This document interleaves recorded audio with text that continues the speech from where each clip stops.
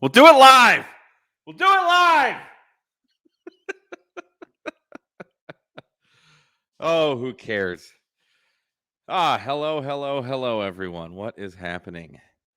We're impromptu live streaming. I didn't realize Jason was not available today. I thought he was going to host, but he is out killing Bambi. So we brought along everyone's favorite guest.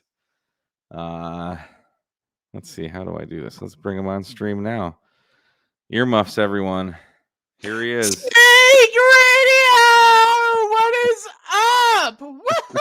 I'm still around. I'm not hunting Bambi. I've already been pre-partying for the late night. It's been a blast. We had fun over there on my Ham Fan game night.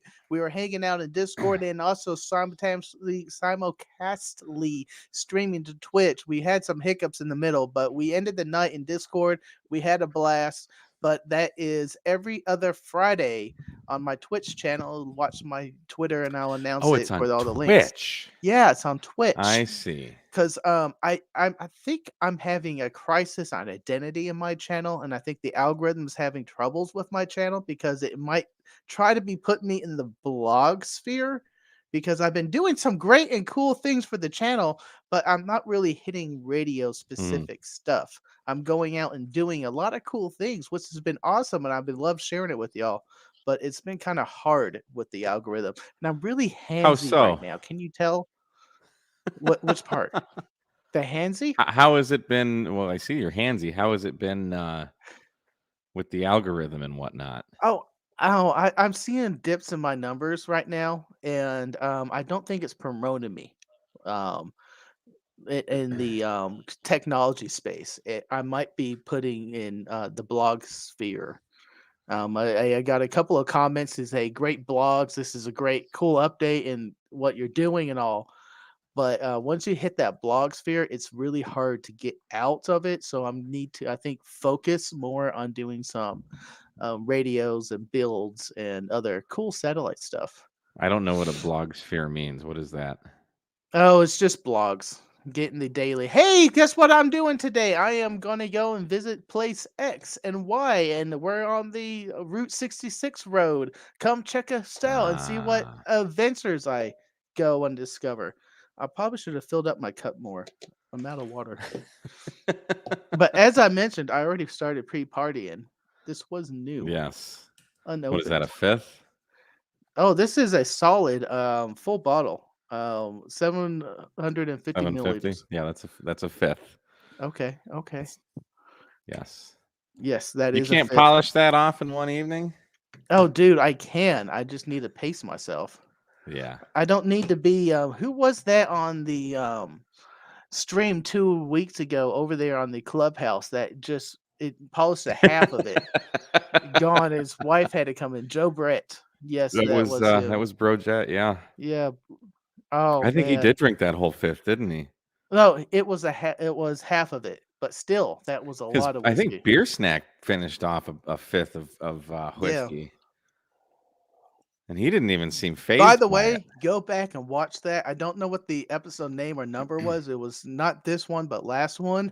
Beautiful episode. Oh, the end. It was priceless. Priceless. I don't remember the end. It was late for me. Unlucky Ham. Frank, I'll help you finish it. Yeah, actually, this is a pretty good whiskey. This is a Woodford Reserve. TC Fitz with the super chat. Already. Joe Brett, that bottle. Joe Brett is officially a verb. Oh, Jesus. I'll drink to that, but I'm drinking Coke. Coke? That's not what the late night's about. This isn't the happy hour. This is the late shift stream. I'm still not really drinking. Monday will be like 3 weeks without smoking. Okay. I think I've had like 2 beers in the last 2.5, 3 weeks. No, man, I am actually supporting that. I don't want to tempt myself because I've got all kinds of booze in my kitchen. So wait a minute. So when we go out for field day, winter field day coming up, so that means Hmm. Jason has also quit of cigarettes because I'm not bringing those bastards. Well, he'll mooch off of someone else if they're smoking. I don't know who else True. smokes though. Who else does No. smoke? Um. I don't know. The other Jason I think does smoke occasionally. Hmm. XD Mini Jason, and of Uh, course, if we have Bob come down, and I believe he will, yeah. he Yeah. will bring his smokes. So he will be He's on plenty. the Camel non-filters or something, isn't he? I don't know. I don't know what he I'm not smokes, into but cigarettes. that's all right. Cigars and pipes are my thing. Yeah. Maybe I'll bust out one of my acids that have been sitting in this humidor for the last. So they've been in there. I feel since I lived in Virginia, Mhm. and I moved away from Virginia in 2008 or 9, something Mhm. like that. So they're probably, I'm sure they're well aged and totally okay, Mhm. but who Well, cares? I've actually just been using the humidor at the cigar lounge the last couple of weeks here. I've just been Yeah. going in there and just be like, you know what? This is my humidor now. I just pick this up. I don't even walk by the register anymore. I just sit down and the guys at my cigar bar come by and just take the Yeah. wrapper and That's ring me up. awesome. What's up, Dixie? Have you had McAllen? Macallan? Nice. Oh, I've got a she bottle of just that in my kitchen. bottle's a third gone now. I just poured another one. Nice. I've got a bottle of Macallan. I've got a Nice. bottle of what is it? Chattanooga whiskey that Jason Cam 4 ACK gave me. And Nice. then I have my real good whiskey, bourbon rather, in the freezer. Mhm. I've got a big handle of 10 high. Mhm. It's like $10.88 for a 1.75 liter. It's the good stuff. That's what I mix Nice. when I drink bourbon and Cokes, and I'll just do the cheap crap. I don't Radio care. for non-techies. What about cigars? Yes, cigars are amazing. Actually, my last cigar, I'm looking it up now. Um, whiskey barrel? Oh God, I don't know. That's right. Try to remember the company. They're a company over here in out of Austin. Plasma Storm has a bottle of Jack, and it will never be opened by him. Well, why do you have a bottle of Jack? Jack is not my favorite. I'm more of a Jim Beam guy, but I'm Jack's not going to say no to Jack. Jack's Gentleman Jack is not that bad of a Jack as far as just falling under the label because Jack it really conjures images of being the well, the bottom, the bars go to the cheap one. Jim Beam also kind of that, but Jim Beam's huge also as far as whiskeys and bourbons. Yes, yes, they Um, are. They're but Gentleman delicious. Jack is a good bourbon. I feel Um, I've had that before. Buffalo Trace. I'm about to sneeze, so I'm gonna mute. Oh, thank God. Peace and quiet. Keep drinking, sonny boy. So, how are you? So, enough of the alcohol. Yes, How are yes. you coming on the ham radio front? On the ham radio front. What's going on with your HF situation? You're a Um, general. You've been a general for how long? 3 years? Mm-hmm. Yes. And I And no, really played HF at field day and other meetup events. And when I can get my hands on a HF radio, when someone knows how to set it up, there is coming soon because I got to start shooting it. HF content coming on my channel. Yes, it's starting. you're getting And good at the pileups. yes, Like thank I you. remember watching kind of like when shoot, I don't even remember when it was. It was probably at the support your parks. You're like, Hmm. Sikipota, KG5HA. Like it's not a YouTube thing. Like you're actually calmed down and to some degree, and Some degree. actually, calling CQ like a halfway normal person. I will ham it up 1 or 2 takes for the camera. Yeah. But yes, I've gotten better. I've gotten faster. And I should try the satellite stuff again because I've gotten faster. This is KAG5AHJ, CQ, calling Kilo Golf Yeah. 5, Alpha Hotel Juliet. Um, I remember one time, Mike, you gave me this long speech. Hey, man, I Uh-oh. know that's your thing. You're calling KG5AHJ. This is CQ. You're like, just this is a contest, man. No one cares who you are right now. They just want to make the contact. So Sounds like just something I set it. would say. Just say it. Hammer it off. Kilo Golf 5, Alpha Hotel Juliet, KG5 AHJ, CQ Pota, CQ Pota. That's all they want to hear. That was probably then at It the was at the Support Your meetups. Parks. I think it was. I Yeah. probably have it on film somehow, and I love it. But I was like, if I I show have to this, put some that in the people might blooper say, reel. "Yeah, it's too mean." But I knew it was you No. being you. No. I love it. You gotta coach people, Yeah. you know? If Nolan Ryan's not throwing the fastball the right way, you think his coach is gonna now Nolan, let's come sit in the corner here and talk about it, you know? Mm-hmm. It's a horrible reference because I don't know anything about baseball, but Hey, man, you hit it out of the park with Nolan Ryan in Texas. oh, I see what you did there. Crack. Is he in Texas? Oh yeah, he made his career. Did he? Texas Rangers up here in the Dallas Fort Worth Oh, area in let's see. Arlington, Didn't by know the that. way, my hometown. But Hey, yes, Christiana's in here. How are you, Christiana? Hopefully you're feeling well. I am. Covan's here. I'm talking a little fast because I'm already juiced. But That's all right.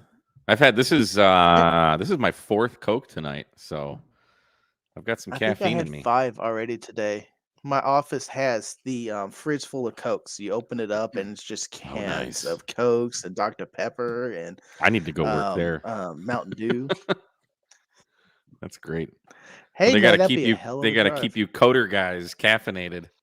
Yeah, there's Oh, also a little basket of all the candy you can have. There's hard candy and chocolate jeez. usually, and trail mix. Trail mix has been huge in the office. Huh. Interesting. Yeah, To pretend that you're on a trail. yeah. Well, it's just all nuts and fruits, and usually dried fruits, and then they mix caramel with M&Ms. Ooh, I love M&Ms. M&M cookies are amazing. Yeah, they're pretty good. You I'm on the can't have keto trail diet mix right without now. M&Ms in them, though. I don't think. Yeah.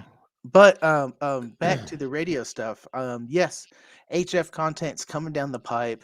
I Jason thought has you were been supposed to be getting a G90 or something. yes, I do have the G90. I Oh, you powered it have up it. yesterday.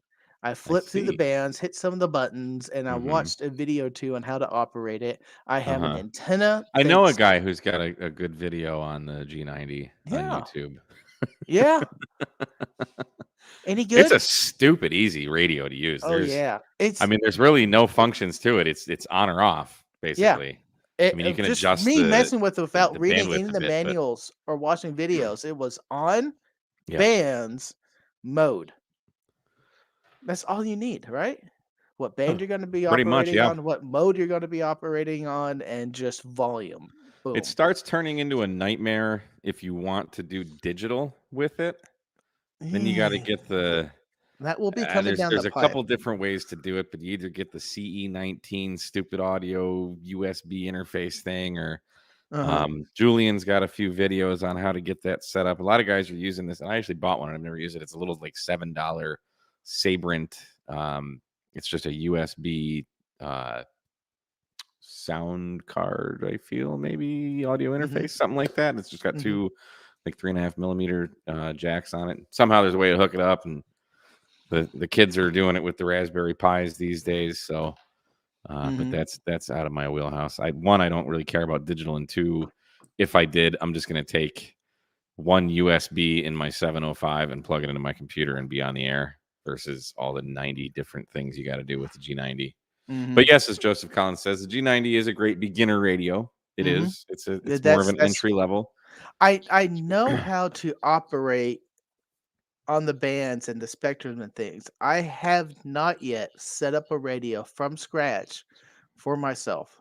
And that is a challenge a little bit because there's As a little far as bit of what? Like mental from from radio to scratch. coax to power Yeah, supply to I've antenna. never been responsible for that. I've always been at a place or a location where, hey, Don N5 SKT set it up, or you set it up, or Jason set it Mm, up, or I'm going to a usually I've been operating HF at can't think the names, but it's just other events and things. And I had the radio placed in front of me, and it's on the bands, and I know how to scroll up and down on the band, but mm. tuning the radio, getting it just right, and making sure everything's correct, that is It's a not that hurdle. big of a deal. It's not even a hurdle. It's just unpack the stuff from your bag and plug them in together. Yeah. I do It's like that your easy. video that you released a couple of them ago where you were talking about the throwback, and I love your comment. Forget about the throwback, Frank. Just get the damn radio. Yeah, yeah, yeah. Frank commented on my Weaver video that I just put out like a few days Oh, ago, that's brilliant. and he's That's like, "That's brilliant. awesome. I'm gonna get one of those." And I said, Yeah. Just get a freaking radio, buddy." What do you do? Throw an antenna up and not connect it to something?" So, It's just the whole idea. It was the whole system in a bag for that because usually that is one of the last things or challenges to set up at a location is how to get the antenna up. And I helped out yeah, with plenty of that on some trips, but I've never done it personally. But I've used water bottles, rocks, fishing weights, yeah, and paracord. I like your arboretum cord. I didn't know that was a thing until you said it in the yeah. That video. I stuff's was like, fantastic. "What?" So when I initially started, I I initially started like way back. Like if you go back a few years on my channel where I'm doing like portable stuff with the KG6 HQD speaker wire antenna, Mhm. I'm throwing that up over a tree and I'm using like yellow mason line that I got at Home Depot, and I found this big nut. It's like this Mhm. ginormous nut for a big bolt, and I just tied that around and whipped it over. But it's such a pain in the butt to do it that way. And then I went to paracord, and Paracord paracord gets, sticks a yeah, lot. exactly. Now, if you have a heavy enough weight, like that Weaver weight will throw the paracord through, but like with all those pine trees and how barky and just bitey and grabby they are, those are This technical terms. It this just wasn't on the video on the California trip where we set up the antenna at the campsite.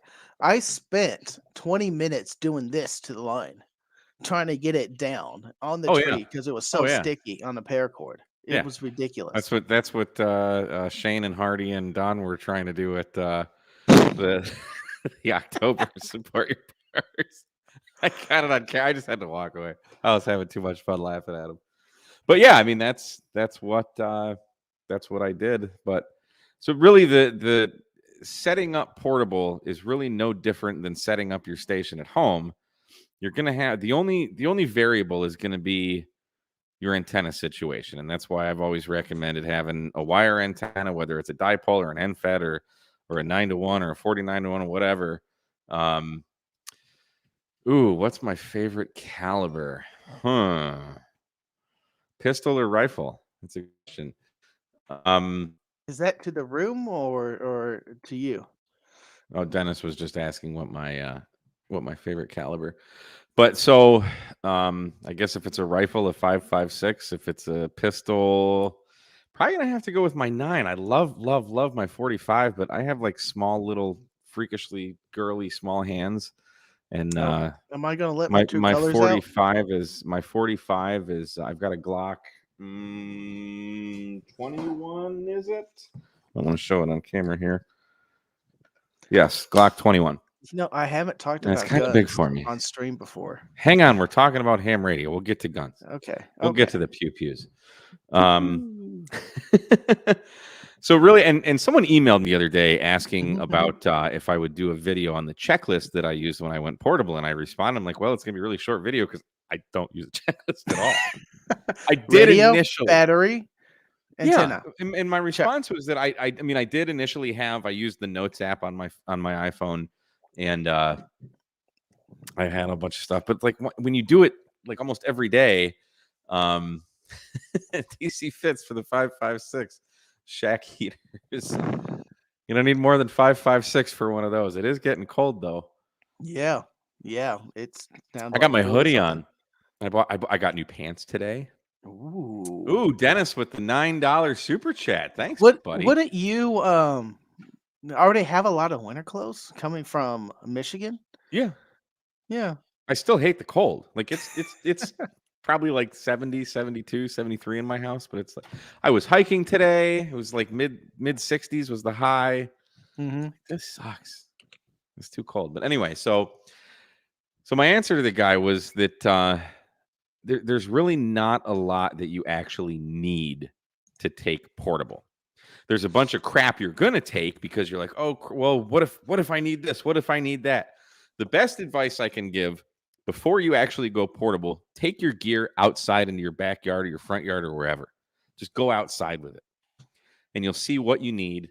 You'll see what you don't need. You'll see what you forgot. You'll see um, stuff you can leave behind, stuff that you might actually need without having to go to the park and be like, oh crap, I forgot this connector. AI5DD Expeditions, thanks to the 762 super chat. I have a 762 as well. It's an SKS though. I don't shoot it very much. It's a Norinco. It is a pretty cool rifle. What the heck was I saying? So go outside and practice. I did a lot of that. I still do. I do front porch portable all the time. But just go out in your yard and set up whatever you're going to take portable, and you'll find that. So like I've been always trying to minimize my gear, and I'll go through ebbs and flows where I'll just pack everything into my the bigger kind of like tactical bag that I have, this kind of coyote tan one Mm-hmm. that I've been using forever. And it's like, holy, there's like 30-40 pounds of crap in there, and it's like, what do I need this for? But really, what you need is a radio, a battery, some type of power supply, Mm-hmm. or excuse me, a radio, some type of power supply, whether it's a battery or if you've got 120 volt where you're going, power supply, whatever, some coax, and an antenna. And either I hear some people do this, like a piece of paper and a pen to log, or a tablet or a phone or something to log on with the Hammers app. Hammers, HAMRS Great, app. great app. Best $5 There. I spent in ham radio. Yes.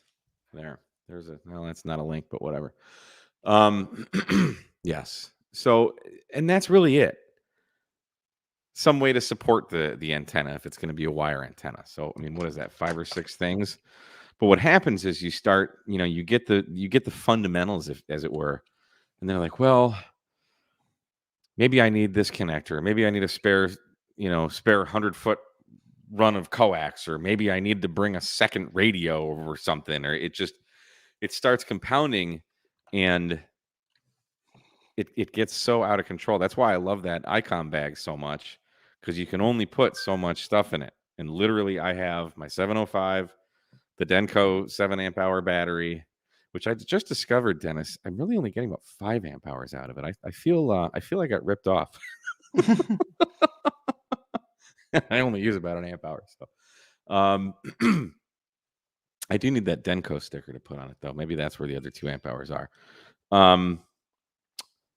Some small coax and some end halfwave antenna, and that's. Mm-hmm. I've got a signal stick in there for BNC to, if for some reason I want to use the 705 as a 2-meter radio, and then I've got my Yaesu handheld right here. That's it. I mean, the pack weighs. If it weighs 10 pounds, that would be heavy. I mean, So it's why do you light do the handheld on the pack strap? Just to have a handheld? because I can. Because you can? Yeah. Well, Oh, so my handheld is, what's the word? It's dual receive. I don't like using the 705 as a VHF UHF radio if I'm actually like walking with it on my bag, because it's not dual channel. mhm. And now I'm sure I could actually program it. I think I do have some repeaters programmed in it, but you can use the hand mic to change the channel that you have programmed in, but you can't see it. You don't know where you are. And I like monitoring simplex, and I monitor the repeater. So Mm-hmm. that Yaesu is a true dual receive radio. So I just like it. The reason why I ask on my picture, the Frank radio icon that you see everywhere, that is me in either Washington State or I think it is Washington State to be frank. And I was out hiking in the woods, and I have my handheld about it was not a Baofeng, it was at the time the Anytone D878. And when I'm out there, I'm hiking all day by myself. And usually hiking by yourself is not really a recommended thing for you to do. But I had that tuned. You can go to radioreference.com and look up national park frequencies. And I tune it Hmm. to one side, the park ranger frequency, which we should not transmit on, and the other side, a local repeater if there is one in the area that I can key. I try it from the hotel before I leave. So if there is a situation where I need help and the radio is only my thing I can get contact, I can already tune because it's already programmed in the national park frequency. And usually the national park frequencies are analog bands. So, Mm, and they're very close to 2 meter frequency. So, a majority of radios will tune or key up on them for without the Mars mod, and you can get help that way. mm, But since I hike by myself, I that's how I kind of protect myself, or I'm ready for a situation. yeah. Um, and then of course every now and then I do tune to 446 52 for weird wilderness when I remember. But most of the Yeah. time I'm usually looking at a waterfall or for a viewfinder for my camera because I like taking pictures of waterfalls. That's why I go. Heck yeah. Yeah. That's a good point. I've thought many times of finding the frequencies that the park rangers use, or the state park police would be better ones to monitor. Um, Mm-hmm. and Mm-hmm. radio reference, yeah, I never thought about that. There is a mod to the Yaesu VX7R that I could do. Apparently, it's fairly easy. That you take off the battery, and there's this little black rubber flap that you take up, and you unsolder a little Mm-hmm. resistor or something, little surface mount component, and it unlocks. So you can transmit anywhere basically. Mm-hmm. And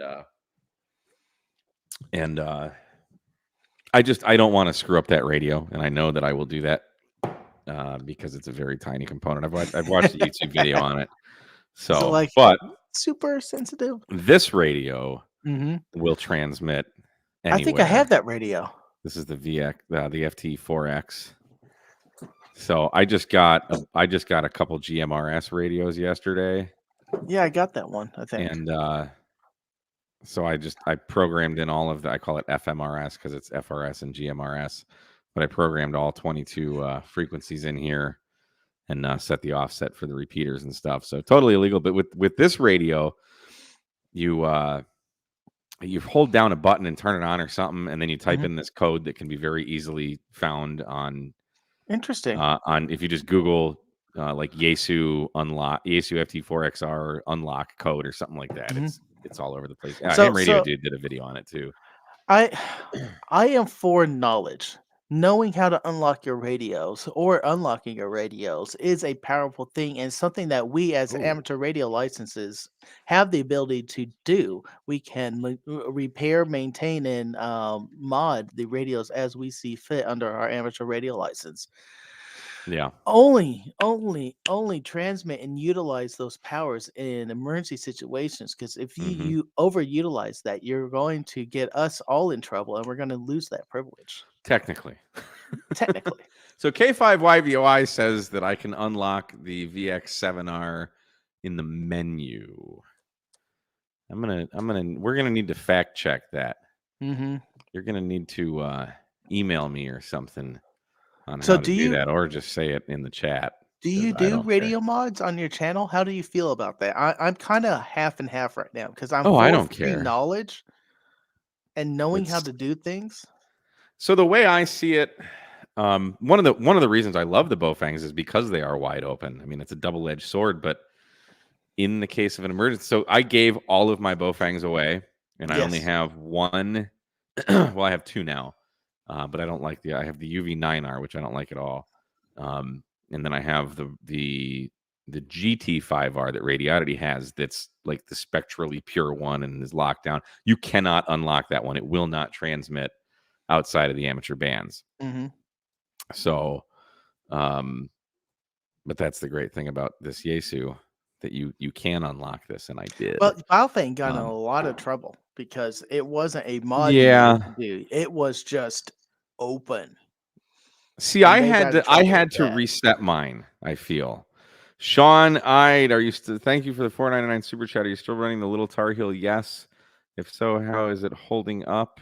It's fantastic. I'm amazed that it's holding up as well. I don't do a lot of HF mobile, but it is on the car. It's been on the car for, I mean, since the day I got it, through Michigan winters and now down here in Texas. It definitely sees 90 to 100 miles an hour regularly. It's fantastic. I mean, Where are you going that fast, Mike? Let's see. Well, the speed limits on the Texas back roads are 75. Yes. So that means you're going 75 at on a least 2-lane 85. highway. There's no divider. There's no nothing. There's two double stripes. It's just a back road. It's Yeah. not a freeway. There's 75. So, like, for example, last week when Mike and I went to do our soda, Great videos. hey, by the way. here comes stupid ham radio faces.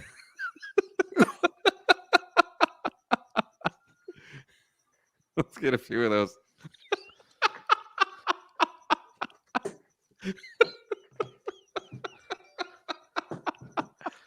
Oh, that's fantastic. Oh, I need to breathe. What's up, Welcome, Josh? How you Josh. doing, man? How's it going? I had to mute real fast the YouTube video. And I'm like, well, I lost it. Then I'm clicking around trying to find websites. So I'm like, I'll just keep making stupid faces until I sort this out.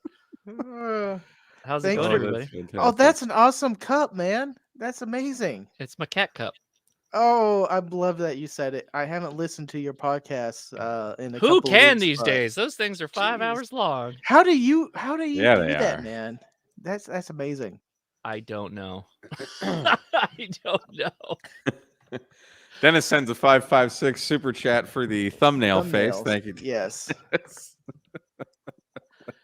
I just actually finished doing a talk on Winter Field Day for a local club. That is coming up. It was pretty cool. And actually, what turned out happening. So, I mean, Winter Field Day is not the most complex thing ever, but I quickly was notified that a lot of the people that were in the chat, I'd say 4 people, were members of a high school club, and they had just gotten licensed. Oh, and cool. so I'm like hitting them with how to run a contest, and one of the questions was, well, we hit them with a lot of information really quickly.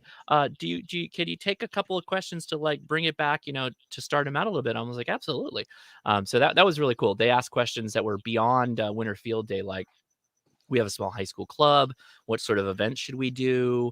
It was great. It was a lot of fun being able to talk to the kids. Awesome. Great. Sterling will be happy. Cool. Yes, everyone tells Very Sterling. happy. Yes. He should be giving those kinds of talks. I'm sure he does. Oh, yeah. Yeah. Now, where'd you get that mug? That's an awesome mug. He was born with it.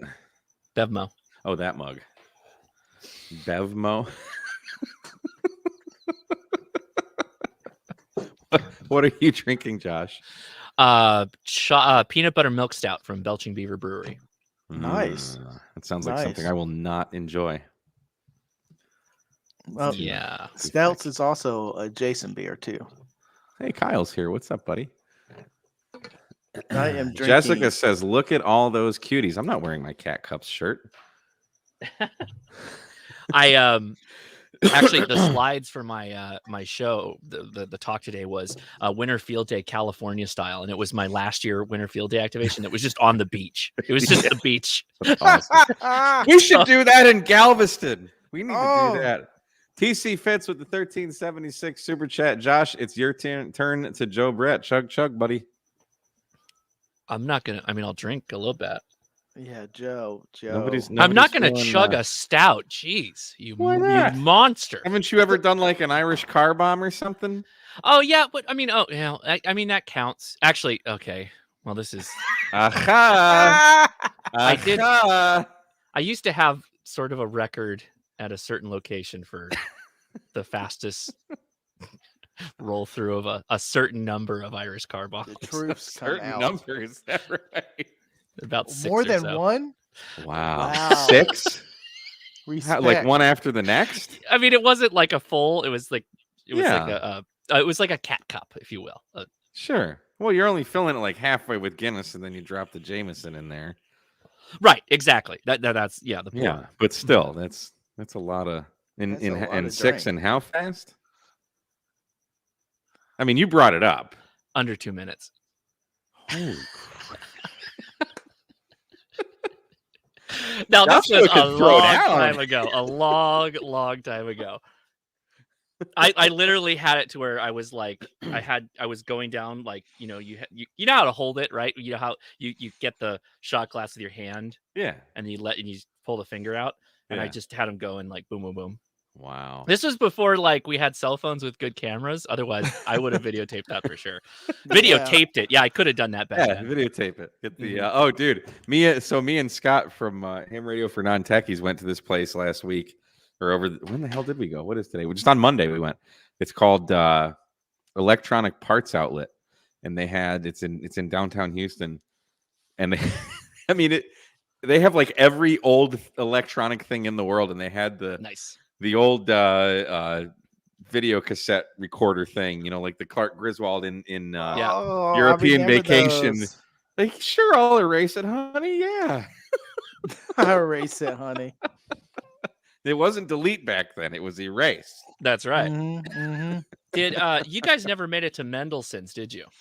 No, what is that? Oh man. It's like the 80,000 square foot electronics warehouse that's in Dayton, downtown Dayton. Oh, no, I didn't. I haven't you heard did of it. it. You went there. You did a video there, didn't you?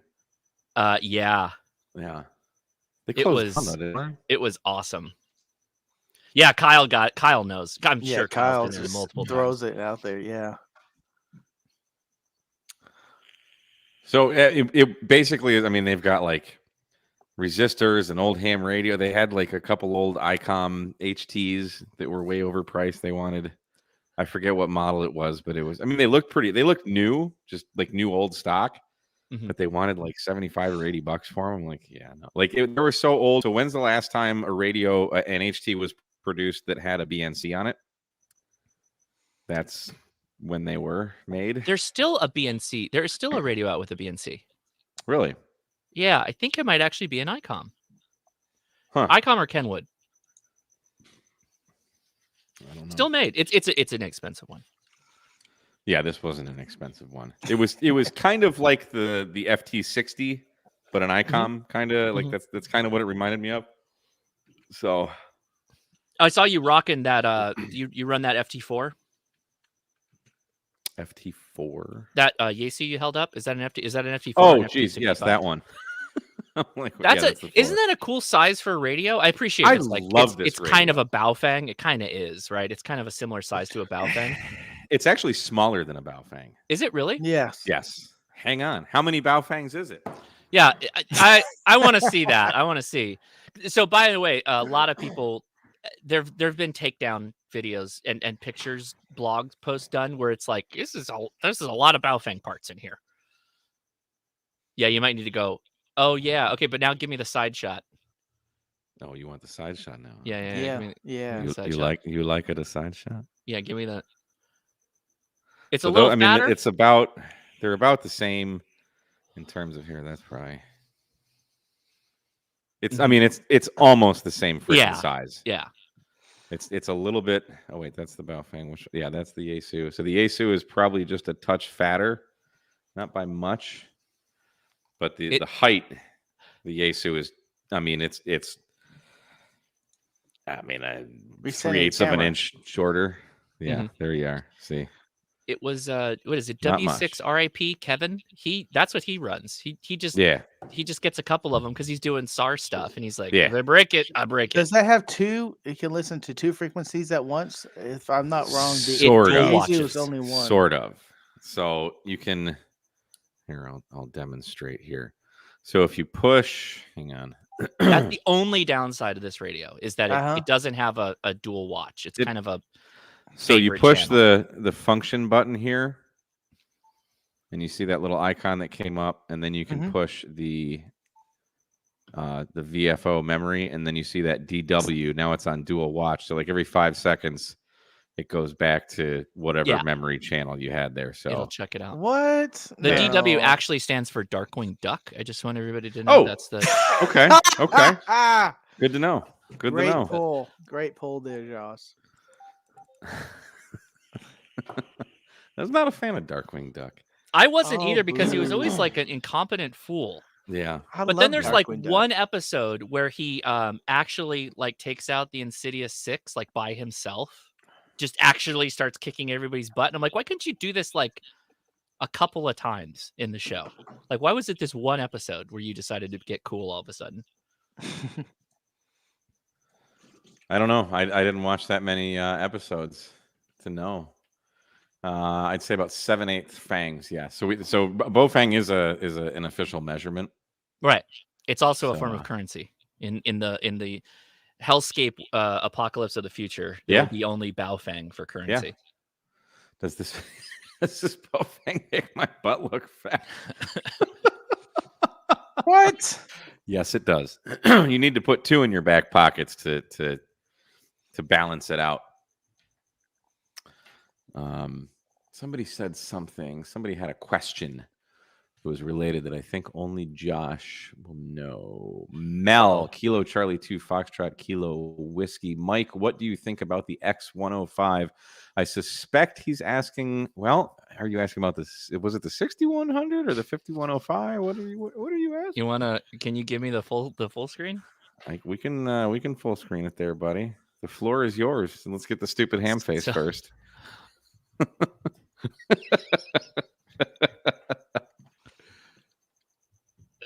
There it is. Let me just knock everything over. All that? Yeah. Jeez. It was the talk today. So I had all my radios. Oh, I'm pushing the wrong button. It's pretty cool. Now the only thing is this is a pre-production model, so it's not running the released firmware yet. So there are some things that's not complete on it, but it's nothing that you have to have for it to be a radio. And it's pretty cool. I hold that up to the 705. Oh, you want me to? You need to model it like I did the Baofeng and the Yaesu. I've got so much stuff on the table. Just set it right next to it. I just want to see the size comparison there. All right. So the screen is pretty much the same darn size. A little bit smaller. And then get ready. Ready? Mm-hmm. Oh, it's undoubtedly it's half the thickness. It's more. Oh, well, here you go, Mike. You'll like this. Oh wow. Okay. So I've got the X5105 sitting right over there, and I don't think I've ever put it next to my 705. I'm gonna turn this off for a second so I can do I'm charging it, so that's why it's over here. There you go. Okay. That's pretty sweet.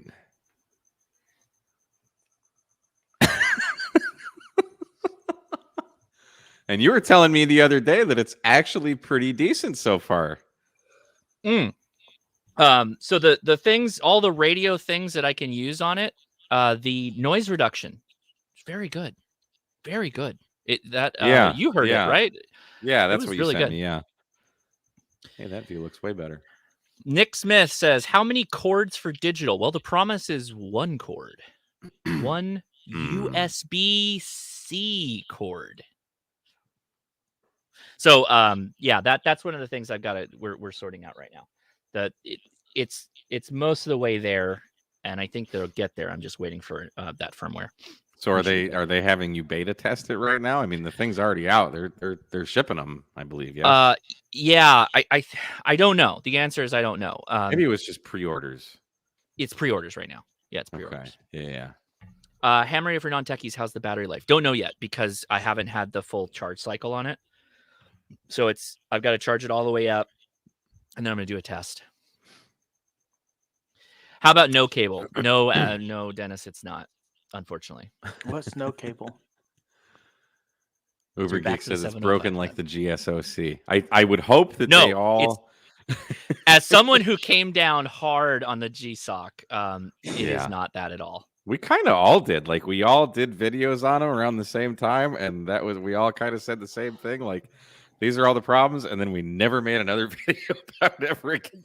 Well, no, I have people that like send me messages. They're like, "Hey, they released another firmware for the GSOC," and I'm like, "How's it coming?" And it's like, "It's getting a lot better." And I'm like, "Okay, does it still have like this issue?" And they're like, "Well, yeah, they still have a problem with that." And I'm like, "Okay, well, I'm not there yet. Yeah. I'll dive back Do in." you still when we have got the yours? firmware. I do. Wow. Yeah, I'm glad mine was a loaner. I sent it back to him. I was like, here you go. I don't want it. If you're going to create a product, have it ready when you're actually shipping it. I mean, it's been over a year now that it came out. I have that boxed away. Otherwise, I'd pull it out and show you the dimensional difference on that. But they are not the same size. That GSOC was pretty big. Yeah, and the 6100 is basically the same size as the X5105. So let's see, where is it? Derek has a great question. How in the hell is this janky Chinese company the first I can do to embrace this. USB-C? Let me do this. Oh, I wanted the chat thing there. Okay, I'm sorry. Go ahead.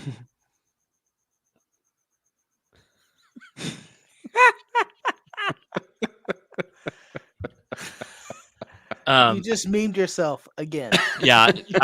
Who's gonna grab that for Hayden? Oh yeah. Hayden's got that one on lock. Yeah, Hayden's got that on Team Replay. So I think we probably will all agree. I don't think I'm saying anything that nobody doesn't know. The Chinese manufacturer seems to be really forward with just putting whatever is semi-current gen in the box. The problem is that they don't integrate it well some of the times. Yeah. Or the software is a little janky, right? The software is usually always janky. And that's the trick that kind of holds them back. ICOM gets sometimes like an Apple kind of vibe to it because it's so well integrated with the interface that you're using, right? The 705 example of that. It all works. It's all there. You click around, boom, boom, boom. There it is. It's good. Sometimes the Chinese gear will have like really cool forward thinking or just current, like USB-C is kind of current gen at this point. Yeah. And then it's like, well, is it all the way there? Yeah, mostly there. Could they fix it with firmware? Probably. Will they? I don't know. Like that kind of stuff. But guys, I would like to point out how like far they've come in like 2 years. I like I said before, I'm not going to be surprised when they have maybe not identical in quality and performance, but pretty close to the competitors. Digital Analog Ham is in the house. What's up, Chris? Says, what's the price? I think IKO4 said. I think it's $639. And the pre-sale is open. If you miss the first round pre-sale, you won't get it before the end of the year, is my guess. If you so the first pre-sale sold, they're gone. Second pre-sale is open. I don't know when that sells out. You might still get a free bag with it too. IK04, it looks like the G90 and the GSOC in one box, but it is the size of an X5105.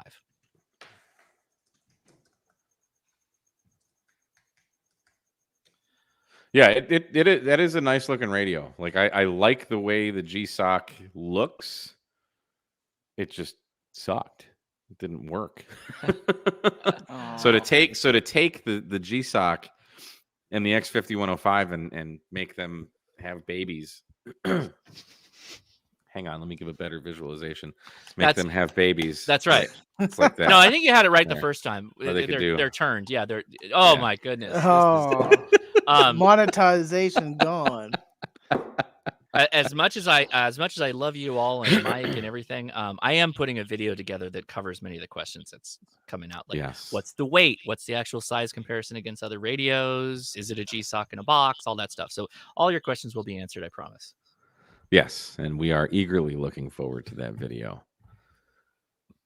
But that will not be tomorrow because you're talking about Vara. Vara. Yes. Yeah. Vara HF. Will the For G-Sock email. Vara or will the 6100 Vara? I won't be doing that. Oh, that's a good question. Wait, hang on. Let me produce radio. this. Yeah. There you are. Yeah, that is a very good question. That is a very good question. That is going to be a personal, subjective decision. Yeah. Do you want the weather resistant, possibly like sexiest looking radio, the TX500, or do you want something that has the color screen, probably easier to interface over the USB-C, has a tuner built in, has an internal battery? You know, you got those are all. Yeah, the things to consider. 599 doesn't have an internal battery, does it? Mm-mm. And it's got all those stupid freaking not proprietary, but all the aircraft style connectors. Mhm. Yeah, The that's- water resistant connectors. I don't know. It's a cool radio. I've held it. Jason had it at what was it? Field Day or something. He had it. I don't know. Last time we were somewhere, I don't remember, but it's a lot lighter and more robust and rugged than it even looks. Oh yeah. It is cool. It is really cool. But yeah, I don't know. It's. I guess I'm kind of set in my ways. I like a battery in the box. Yeah. I like to have a battery. I set up on a table. I think there's something sexy as hell. I know it sounds really dumb. You put a QRP radio on a table, no batteries, maybe a wire or no wire. Mhm. And you put maybe just a little a laptop K6 next to it. ARK antenna, and you're And golden. that's it. Yeah. Like that's something about that. I agree. It's just a I agree. beautiful thing. It's beautiful. Now I'm not anti, real small, like a good 2 amp hour, 3 amp hour pack. You could do a POTA on that with this QRP Oh, radio. gosh, It'd yeah. be fine. Yeah. Absolutely. So yeah, go to town. The TX500 would be great for that, but it's like there's something about having just an all-in-one unit and just going nuts. Well, it's more, and like as I kind of start, what's the word I'm looking for? As I'm evolving my portable, career, if you will, for lack of a better word. Like I'm looking to make things as simple and as easy. We were talking about it earlier before you got on, Frank and I'm like, you don't need much. You need a radio and a battery and an antenna and something to log with and some coax, and that's about it. I start adding all that other stuff. Locking software. Just write it on a pen and paper. Well, that's crazy talk, but it works. Well, see, so I always have my phone with me. So I don't consider some extra. Well, some people don't have all their phone with there. They're not Who of the doesn't technology. have A their lot of phone people with them? just pen and paper is great. If you don't have a phone with you, you probably aren't capable of walking very well at this point. I always activate with vellum and quill. I mean, I know a couple guy. I know a couple guy. I think Izzo is still using pen and paper. There's nothing Thomas wrong with Witherspoon. I just got. You and I worked watched Thomas the same video, Witherspoon man. today. It I was- worked him today. He Oh, came yeah? back to my. It was cool. We chatted for a second. It was great. Finally, I got will him say if you're along. doing, I was amazed. Like I was like, you actually have a microphone. I didn't know. that But is he was funny, at man. home. He wasn't in a park. I was like, oh, that'd be so awesome. I got that pad. I love that pad. Get yourself a Right in the Rain pad, and that. Yes. I hate space pens, the capsule ones where you have to pull them around, separate it. Oh, But I love those. They're No, so I hate it. small and No, no, no. perfect. Well, check this out. This is a space pen, right? But watch. Ready? I'm Watch this. watching, Check I'm this out. watching. Ready? Okay. And that's it. It You just embiggens. It embiggens. Can And it then you- write in the rain though? It's a space pen. It can write in space, Frank. It is right in the rain. this is an official space pen. You just, That's what the Mars rover uses pull to the write butt all out. the cryptic messages on Mars. Uh-huh. and Oh, there you that's go. pretty cool. But Can it write on the wet paper? Have It's you put us. that to the test? It's a space pen. Yes. It's a fish. That's a Fisher brand pen. That's a same brand, same company. Why not just use an abacus? Yeah. You heathens. Yeah. Hey, Crazy. abacus count great, man. Does it rain, Does it in, rain space? in space? With all the debris up there now, I suspect it probably is. Trash. Yeah. It rains trash. Well, technically, comets are just ice. Yeah, that's to true. a large degree. So I true. guess. But are they rain that frozen is carbon dioxide or are they hauling water? ass. Water. Okay. Remember Ice Pirates, Mike? No. The movie Ice Pirates? Yes, I remember it. Comets. I don't think I've seen that Pencils work in space, but pencils you need to sharpen, and the sharpening shavings go everywhere, and they're terrible in space. And it is graphite, and graphite could have problems with electronics. Yes. Mm-hmm. I think the So Russians we spent figured that out. millions developing the space pen, but when Russians use graphite in pencils, that still causes lots of issues up there. Then they learned about something called FOD, foreign object debris. Yeah. We got any clean room engineers in the house?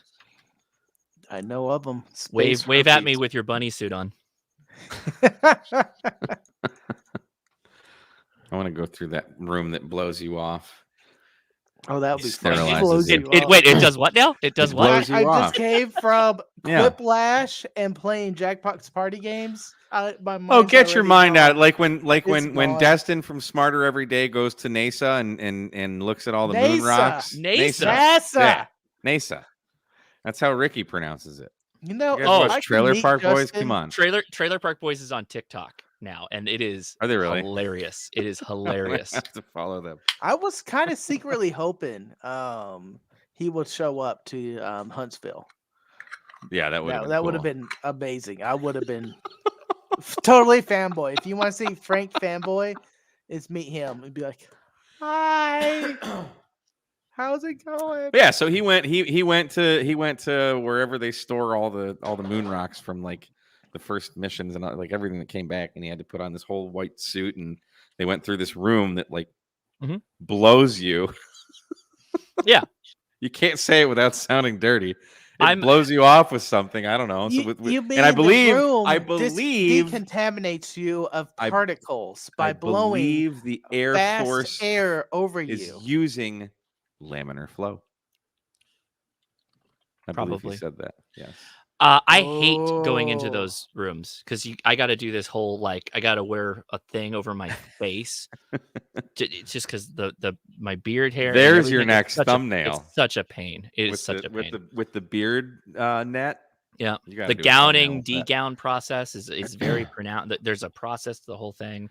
Yeah, but you're like highfalutin when you're walking into a place like that. Like something cool is probably fixing to be happening. Well, I mean, for some people, it's their every day. It's just every day they're doing that. Yeah. Yes. I haven't had the chance, unfortunately, or fortunately. Depends how you look at it. Neither have I. I've been to some pretty cool places. I've sprayed a compressor on my face when I had beautiful long golden locks. It was like Fabio blowing in the wind. Laminar flow, good, yes. Now someone put a goose in front of it. Someone said turbulence. Oh, you didn't get that? That was Cascadia. You didn't catch that, Mike? Put a goose in front of it? No. Fabio went on like the world's fastest roller coaster, and the roller coaster struck a goose, and he killed it, and it broke his nose. Really? Yes, I remember yes, this. you haven't seen this? Yes. I don't reference Fabio usually, and I certainly don't follow. Laminate flow, I do say is amazing and awesome, and I am enamored with it too. All right, it's pretty cool. I can do this because I'm on my computer here. Oh, wait, hold on. I'll pull it up right now. Oh, way to go! Almost. Do we need to full screen you? Yeah. Here, let's do this. So, the day Fabio killed a goose with his face.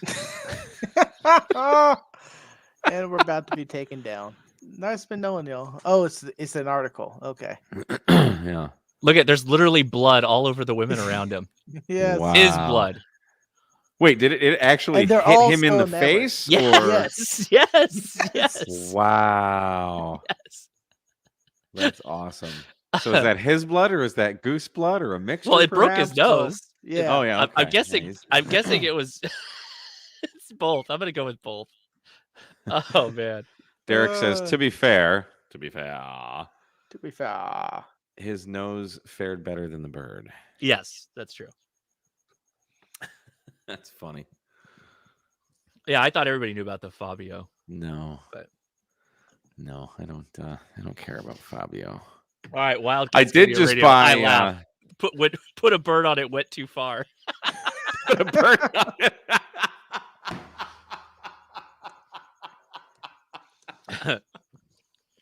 Oh, that's good. And she's in Oregon too, so that's That's great. fantastic. Portlandia is Put so a bird good. on it.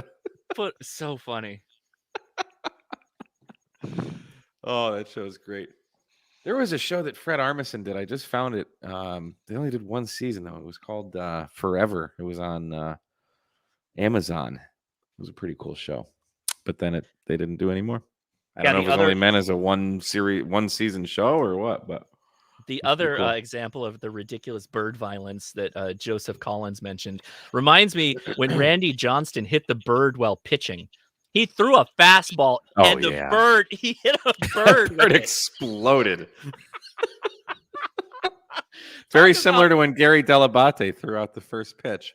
Talk about the most wild thing, like statistically improbable thing that could ever happen, hitting a bird with a pitch. Yeah, that was fantastic. Yeah, that bird legit Exploded. This bird ceases to exist. Disintegrated. Yeah, dead parrots don't talk. Look, he just moved. Yeah, that was good times.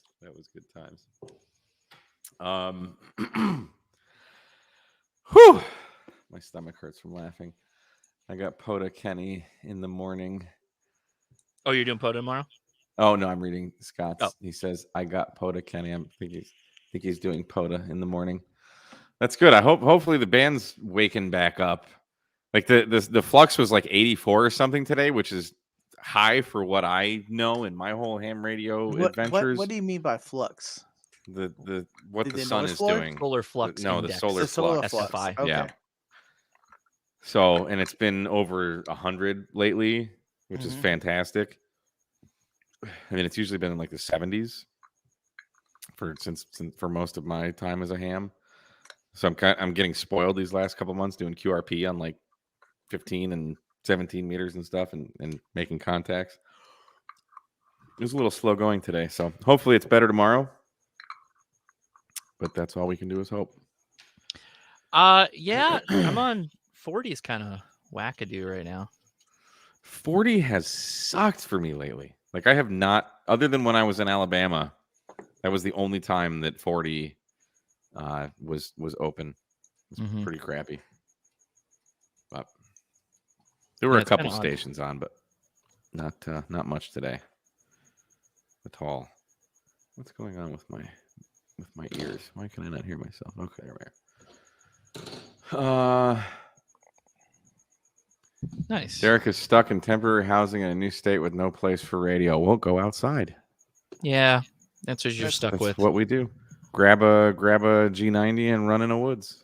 So that is actually Go my in a plan woods. tomorrow. Go in the woods. Yeah, there it is. I am going to take the G90 and see if I can set it up outside, out back, and I might try to make some POTA contacts. What do you have for antenna now, Frank?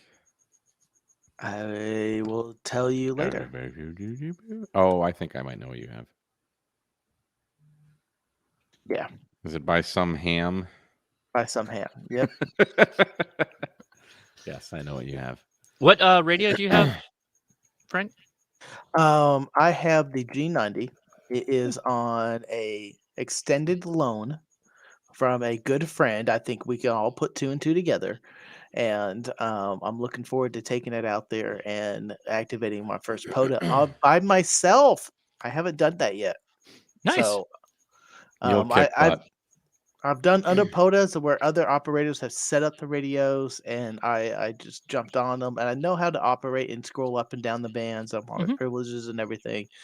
I just haven't done the soup the nuts of setting everything up myself. The setting up the radio, putting the battery on, put the antenna up in the tree. Mhm. I It's helped easy. out with all parts, but It's easy. You've seen it done. You've done part of it individually in separate instances. You Mhm. got this. It's nothing to worry about. Dennis, go into the woods. It says go in a woods. Yes. Go in a woods. My English becomes perfect when I've been drinking. So here's a hot button. Oh, okay, Mike, you got a hot thought on that? No, the cat just posted. What about that Alabama white sauce? So I had the Alabama white sauce here, and Yes. we put it on the chicken, and we How made is it? shish kebabs with it. It's fantastic. I love it. Really? I tried it heck when yeah. I was out there. It's not bad. Yeah. I am not a believer yet. I have not tried it yet, so It's I a can lot- be persuaded. But It's a right lot now, thinner than I thought it would be. It's kind of vinegary, which is It's like nice. for me. That's where I'm at. I mean, that's Carolina style. Yeah, Where exactly. they kind of they're like, You wanna know what take the trick Carolina is? and put mayonnaise in it, and The trick is you wasn't just bad. completely dredge whatever it is in it. You just like dunk it into a vat of it and then hold it up and let it drip dry and then serve it. That's but it. how is that different from any other barbecue sauce? It's There's a much lot of barbecue thinner. sauces. It's not It's- like it's ketchup very and thin. molasses based. It's like well, vinegar based. you got mustard based mayonnaise or sauces. something, I don't know. How is this the same? How is that different from? So it's more appropriate. Like, so if you're, well, yeah, Tank's gonna know this. When you do like a mustard glaze and it's thinned out, it's like that. It's a similar consistency, but it's really good. I think it's actually just like 3 or 4 ingredients too. And Yeah, it can't be many. the guy, the family that makes it, the barbecue place, they just give the recipe out. There's a video of them just making it. And they're like, here's the ingredients. Go ahead and make it. It's pretty good. So there you go. That's how we feel, Dixie DX. It's been a while since I've made my own barbecue sauce. I used to make one from scratch, but it was tomato based. I literally just searched Alabama white sauce, and one of the first Google people also ask, why is Alabama white sauce controversial? It's like, why? Why? I don't know that it is. Like, what? Why? It is I don't know controversial. why. I haven't heard of it to the last year being brought up in the streams. I've never heard about it. I had somebody on the podcast ship it to me. They shipped me like 6 of these things, and one of them was the white sauce, and I was like, dude, this is killer. And I think I was on a stream with Dixie, and she's like, "You got it," and I was like, "Yeah, it's good. It's good. Doesn't need to be that. It's just good. I man. will Nobody try needs to it get with upset. an honest, open mind, but I doubt that I will like it. It's not bad. I had it on. Is it spicy? No. It can be, but no, not I generally. had it on some chicken and some pulled pork. I don't know if I'd like be running back to eat more of it, but I mean, I'll try darn near anything once. I mean, it's just a vinegar-based sauce. I mean, it's not going to kill you.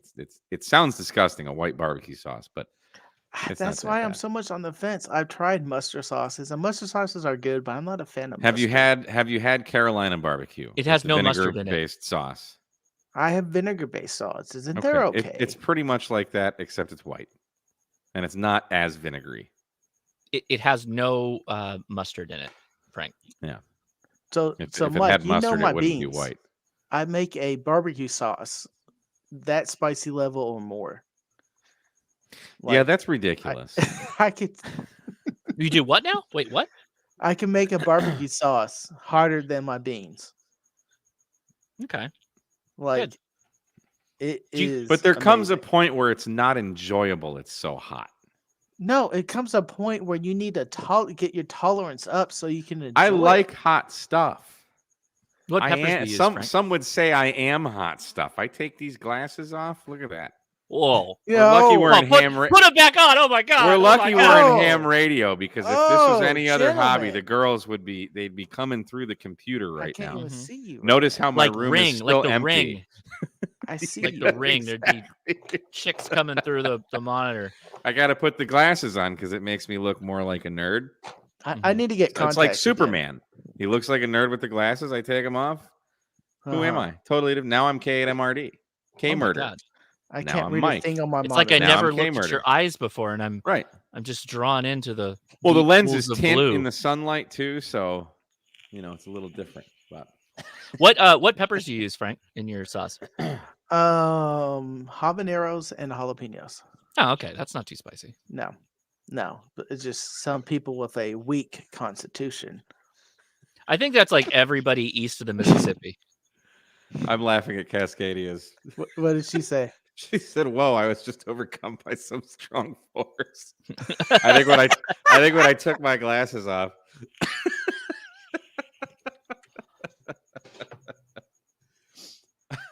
I gotta say though, like when I go up and down like the East Coast, when I go around to the East Coast, like that is a place where people are proud that they can't eat spicy. Like ketchup is too spicy for some people out there. Is it the- just the- the East Coast or is it other areas too? That's where I've found that there are people that just can't eat spice, particularly like when you're up around like Maryland and stuff like that. Man, like yeah, it's a whole thing. Like the spiciest thing they put in their mouth is Old Bay. Old Bay is really good. AJ's turning gay. 100%. 100%. Old Bay is amazing. But like you go into a Food Lion and like 50% of the products there are all seasoned with Old Bay. All right, so hang on. Let me derail this for a second because this is real. Because we're talking about hot stuff. And I like hot stuff. I'm at the groceries. Well, I'm at Walmart today, so there's my first problem. I wanted a bag of Fritos, and I just wanted to get in and out. They didn't even have any Fritos. So I'm like, all right, I'll get some chips and salsa. I want some hot salsa. I'm like, this is freaking Texas. Like, I had to actively look in several places to find hot salsa. It was all mild and medium. Yeah, I might as well be living in New York City. New York City? Because I'm in freaking Texas. Yes, Texas. That's two drinks. And I can't find there's not just hot sauce. What do you mean there's on the not just shelves. hot sauce? There's every kind of hot sauce you want. I'm talking salsa. Yes, Derek asked you, were you in an HEB or a HEB? Joe I T. just said I was Garcia's in is a in great Walmart. That was my basic hot first. Oh, okay. Dude, HEB is the best. Like, is it pronounced HEB or HEB? I don't know what you guys call it. HEB. I call Do it the HEB. It stands That for is- Hewlett or Hearst Euless Bedford. Okay, that place is amazing. I No. love that. I love that supermarket. Yeah, Love it. I'm pretty waiting good. for the fire back. It's not what it stands for, but HEB is a great chain. It's not up here in the Dallas Fort Worth area. That's why I was mocking it. But They don't have them up there? No. Oh. And Hearst Euless Bedford is the inner cities area of the Dallas Fort Worth area, and Basically, and that's why my always my tried and true path to salsa, particularly if you have like good Mexican supermarkets out there, is just get anything that's ranchero style, and you'll get like really good. It's usually a hatch chili, or it's got some habanero in it or something like that. It's usually pretty good. Ranchero style is what you want. It's a little thicker too, a little chunkier, which is like very nice. Nice. When the mutton is nice and lean. Nice and lean. Yes. Yeah, there's an HEB right across the street from me. It's If okay. you find Joe T. Garcia, I do like that Who? salsa. Joe T. Garcia. T. Tango. Oh, do you have a Trader Joe's, Mike? That too. So Not Dixie that I just know reminded of. me, Trader Joe's has straight up ghost pepper salsa, and it is good. It is I've had some of really that. good. The Trader Joe's brand ghost pepper salsa is I feel I've had slamming. that at my I think it was the second field day with my club in Michigan. Mike and Chris. Everybody knows Mike and Chris. They were in the trailer and they had some of that ghost pepper salsa. That stuff was hot. It was good though. Oh, I Very love good. it. It's very good. I love it. It's fantastic. So what do you think of my barbecue rub, Mike? Is that too spicy? Because you had it twice. but I wouldn't at say least. it's too spicy, but like I don't want my ribs to be hot. Like spicy hot.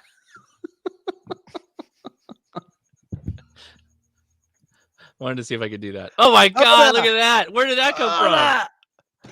That's my wedding ring. Mm. Frank Thank you, gave it to Mike. me. I loved ham radio so much I married it. Yes. No, I Frank feel got so this for me. special. When I put this on, it melts the antenna. That's the problem. There's so many dBs, so many bananas, so many wigglies going up the end fed there. The transformer can't handle It's it. probably So all the friction. it is. It's all the resistance. Oh, it's the resistance. Get you. When you care more to send less, whatever the hell that is. That's why I've been doing 10 QRP plus lately. I can't run 100 NDE, Derek. watts. It's I great, agree. dude.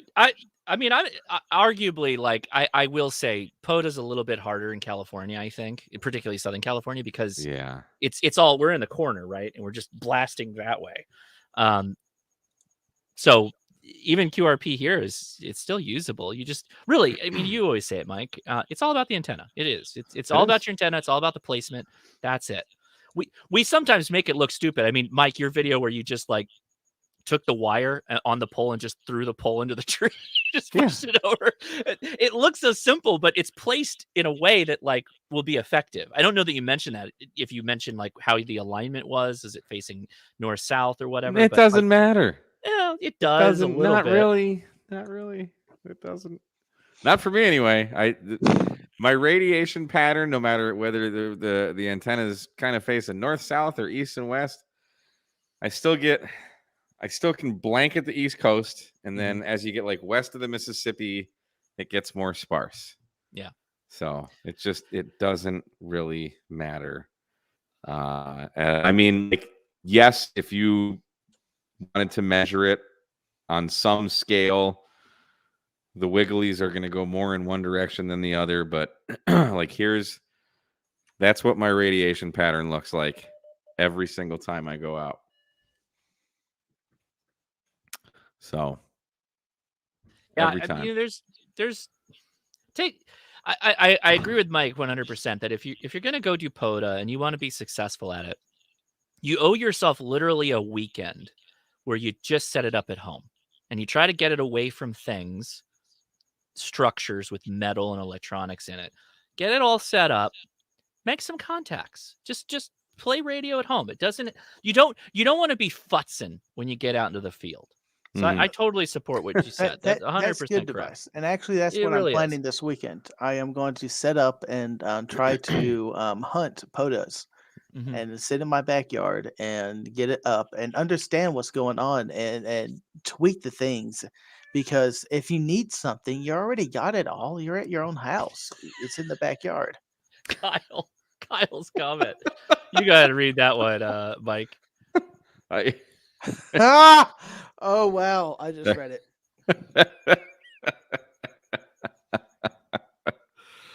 Oh, that's fantastic.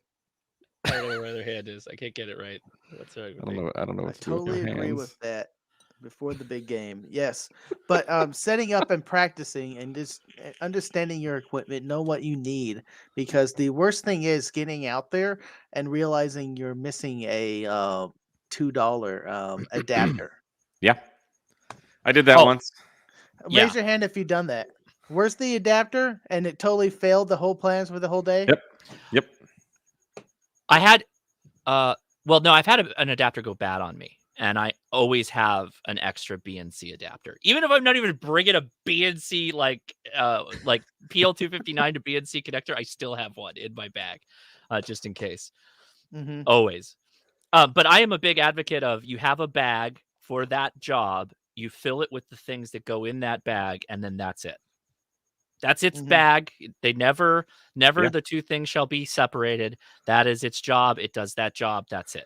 The problem is when you leave that bag at your friend's trailer for field day and you lose it for 6 months. Yes.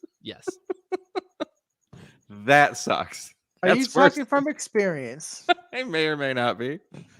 It's pretty specific to be something you just came up with on the fly. Yeah. So was it 6 months? I thought it was. No, it was summer field day. Yeah, so it was only 4. It was probably I got it back after Huntsville, probably about a month after Huntsville, I feel.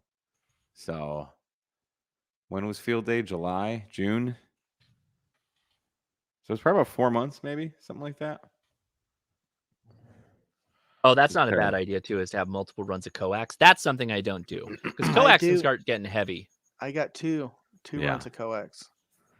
But see, My that's bag is totally downstairs. contradictory to what I was saying earlier. Mhm. Because when you start doing your loadout and you're like, you start thinking, okay, well, I got this run of coax.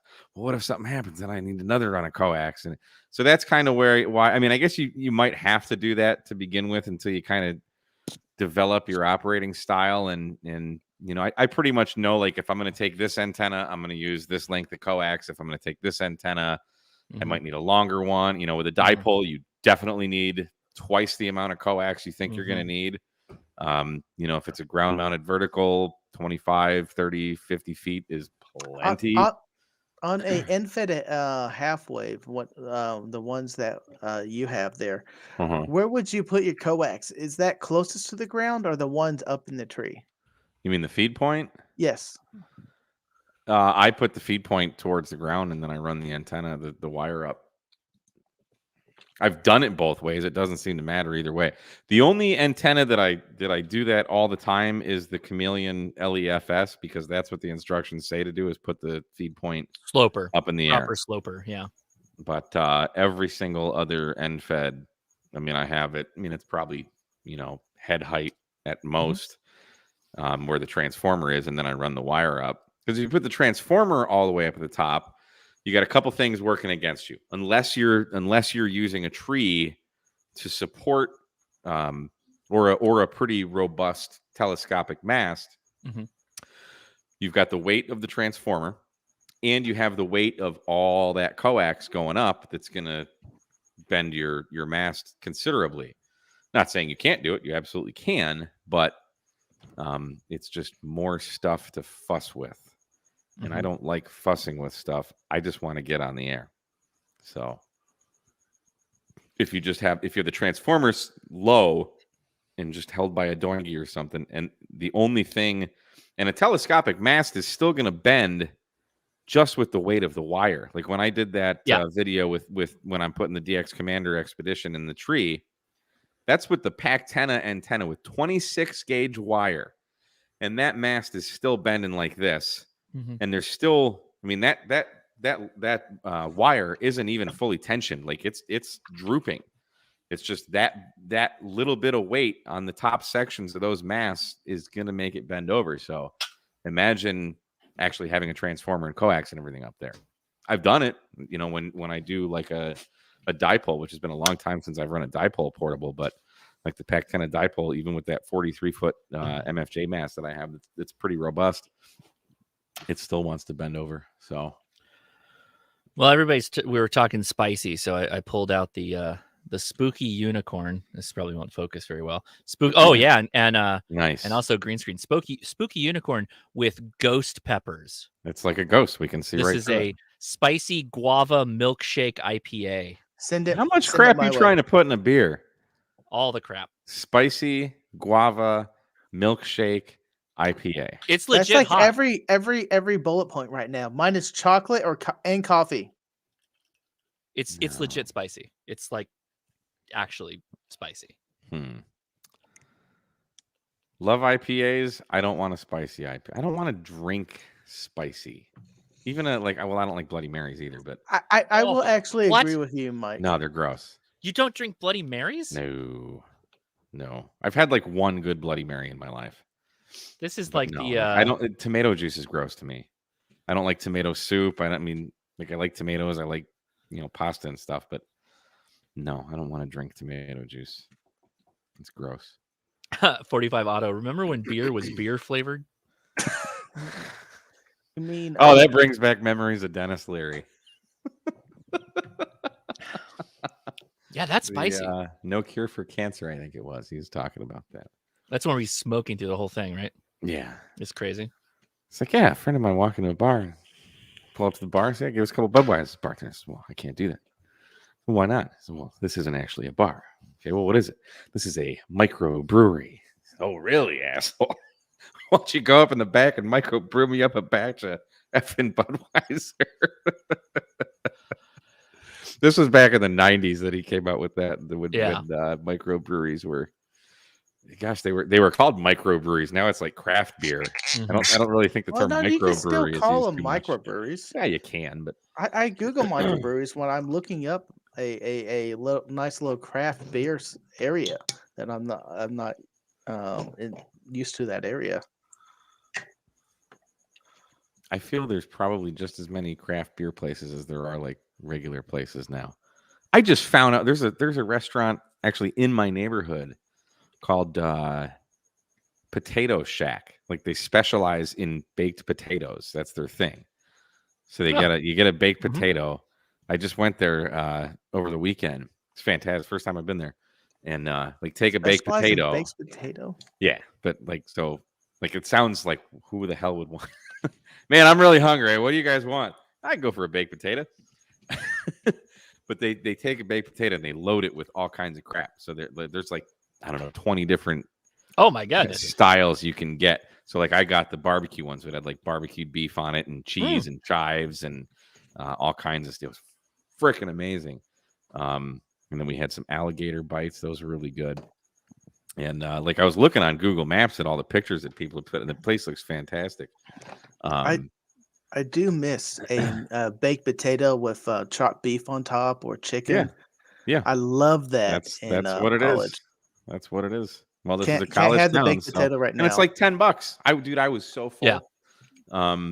But they actually, and nowhere on Google Maps did it ever say anything. But they're a brewery too. They've got I think like 8 different beers that they have. And the bartender, I was just drinking Coke, but the bartender Mhm. let me try a few of the like 3 of the beers. They had a couple IPAs and some other one. They weren't really hoppy enough for me. One was a rye IPA that was Mhm. pretty good, and then they had another one that was, I don't know how you could even call it an IPA because it wasn't hoppy at all, but A whatever. rye IPA. I don't know that I've Yeah. had a rye IPA. It was pretty good.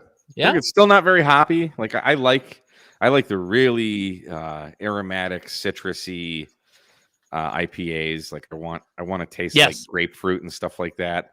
I'm okay with those, but I like the ones that taste like just a tree. Yeah, you're the complete other end of the Yeah. spectrum. I don't like a very hoppy beer. That is no. Says the guy that's pounding half a bottle of bourbon. Yeah. It was Woodford brand Reserve. new. Oh, buddy. Yeah. I opened it. I am almost at Joe Brent levels. Yeah. You handle it a lot better though. Unfortunately, I don't have someone to come up behind me and say, "It's time to go to bed," and take It's it away. time to Oh stab. yes, Monster. So I did not know this at the time because I was like 14 or 15 when Dennis Leary came out. He stole so much material from Bill Hicks. It is not even funny. Oh, I didn't know that. His whole like jogging and oh my god, so much stuff. The whole, what the hell was that guy's name? Remember the jogging guy, big famous jogging guy, wrote a jogging book, jogging video, dropped out of a massive heart attack. When he was freaking jogging. That was all Bill Hicks. And Really? So I lost a lot of respect for Dennis Leary because Dennis Leary was like, oh my god, he was freaking amazing back in the day. But yeah, he definitely stole a lot of stuff from Bill Hicks. I mean, he had a lot of his own stuff too, but Did he just maybe buy the jokes or something? well, Bill Hicks died. Oh, sure. So I don't know. I mean, I now have they're free. No clue. Now they're whatsoever. free. Now they're free jokes. You can just What's he steal gonna do? Come back from the dead and Best comment from Joe himself. I cannot hang with you, Frank, no. because this is the point where he was at 2 hours ago, and I've been only hi. Yeah, Who I was could still, if I drank a half a fifth of bourbon, I would not be at Brojet levels either. I'd still be. Well, you think you're talking okay, I suppose. I don't know, but I feel I can probably handle it better. Maybe not now. I It haven't drank in a while, depends. but I feel like it ebbs and flows. Charles Smith wants to ask a stupid question about DMR radios. I'll tell You've you, got I'm definitely 3 not non-DMR pros in the room. Yeah. So Ask go it. for it. I don't know. We'll see. Ask it. I know my fair shake. I know a guy Jason that's rubs big into off on me. DMR. Yeah, I the have a DMR Mencia, radio right Mencia there. Joe Rogan stuff was really funny when Joe Rogan like straight up called out Mencia, and I think that was the time What when did Joe Rogan Mencia was do? getting yoked. Oh, dude, Mencia stole a bunch of jokes. Oh, He's- really? Yeah. He had a good run. He was pretty Yeah, he funny did. for He a had a while. TV show. Yeah. Joe Rogan, though, when he was getting like yoked out for MMA, he just like calls out Mencia like live. It was pretty wild. Yeah, Joseph Collins, the video of Joe Rogan confronting Mencia was crazy. Yeah, it was pretty crazy. With DMR, can you use regular repeaters? Oh, well, that's an easy one. Yes, you can. You just use an analog you make an analog contact. Yeah, I can't. There's not too many DMR radios that are just digital, are there? I mean, probably the older ones, but all the ones now can do contacts that are both analog and DMR. Yeah. You'd be limited by, so like I've got a DMR radio right here that's UHF only, which sucks because if it had VHF, it would probably be one of my main HTs. So I would, if you don't have one already, get a DMR radio that does get the Anytone. What is it, the 878 or whatever it is? 878. I have the first gen 878 and the Gen 2 and Gen 3. It just leaps and bounds better, especially with GPS. And also they can do, I think the Gen 2 and 3 do APRS tie-in very nicely. You just got to configure it in the software and it works for you. There you go. Yeah. All right, we got to end this soon. That's it. Well, you got to drink your hot beer. Joseph, VE3GKTS, K-Murder. Which DX Commander models have you tried? Have you used one on 80 or 60? So, Joe, I have. I use the Expedition all the freaking time. And I have the Classic, but I have not been able to put up the Classic permanently in any place that I live. I did get 80. I feel I got 80 tuned up on my Classic. I've not ever done anything on 60 meters. That's the one where you got to do like the L, right? You got to have the wire come off the top. Yeah. But I'm not an 80 meters person at all. I don't really have a desire to get on 80 meters, which I should. I want to try like Envis stuff on 80, more for like prepper comms kind of stuff, you know. I don't talk about how my feet always hurt or how I went on an 8-mile hike today and my whole body is exhausted because I haven't been hiking as much lately because I've been doing stuff with other people radio related, which is great, but it's gotten me away from like hiking every day. And that's what I would talk about my acid reflux on 80. Am I losing weight? Yes. Oh, that's good. You go to 80 to get loops. I go there to get samples for my album that I'm making.